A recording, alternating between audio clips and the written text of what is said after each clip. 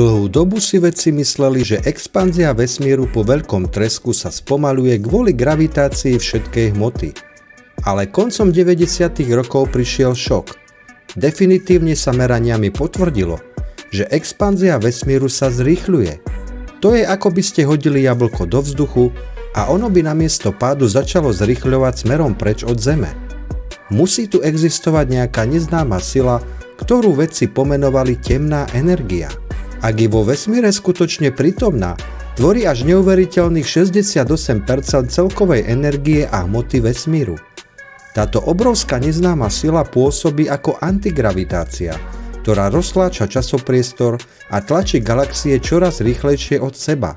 Temná energia je dnes najväčšou záhadou modernej fyziky. Ak pochopíme jej podstatu, pochopíme nielen osud nášho vesmíru, ale aj základné zákony celej fyziky.